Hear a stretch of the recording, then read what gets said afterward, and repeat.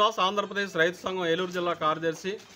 ఈరోజు చింతలపూడి మండల తహసీల్దార్ కార్యాలయం వద్ద చింతలపూడి ఎత్తిపోతల పథకం భూ నిర్వాసిత రైతులు, గ్రీన్ఫీల్డ్ హైవే భూ నిర్వాసిత రైతులు ఇవాళ ధర్నా చేస్తూ ఉన్నాం. ఇవాళ న్యాయమైన పరిహారం ఇచ్చి ఆదుకోవాలని చెప్పేసి డిమాండ్ చేస్తూ ఉన్నాం.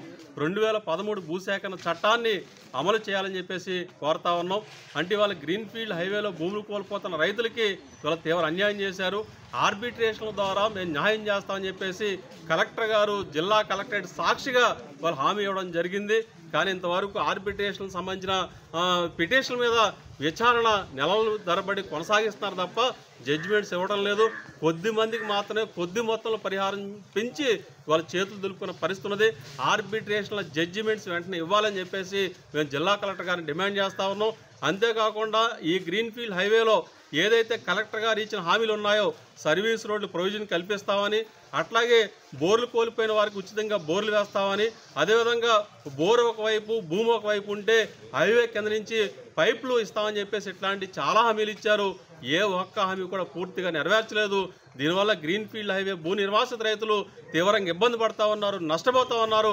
కాబట్టి ఆ రైతులను ఆదుకోవాలని చెప్పేసి మేము కోరుతా ఉన్నాం. అదేవిధంగా చింతలపూడి ఎత్తిపోతల పథకంలో భూములు కోల్పోతున్న రైతులకి చాలా తక్కువ పరిహారం ఇవ్వడంతో గత తెలుగుదేశం ప్రభుత్వం హయాంలోనే రైతులు రోడ్డెక్కి ఆందోళన చేశారు. ఆ సందర్భంగా ప్రతిపక్ష నాయకుడిగా ఉన్న ప్రస్తుత ముఖ్యమంత్రి గారు జగన్మోహన్ రెడ్డి గారు మేము అధికారంలోకి రాగానే ఎకరానికి 30 లక్షల పరిహారం ఇస్తామని చెప్పేసి చింతలపూడి సాక్షిగానే ఇక్కడ మీటింగ్లో చెప్పడం జరిగింది. మరి 5 ఏళ్ళు అయిపోతూ ఉంది. మరి ఈ చింతలపూడి ఎత్తిపోతల పథకంలో భూములు కోల్పోతున్న రైతులకు మీరు ఏం న్యాయం చేశారని చెప్పేసి మేము ప్రశ్నిస్తూ ఉన్నాం. తీవ్ర అన్యాయం చేశారు, దగా చేశారు, మోసం చేశారు.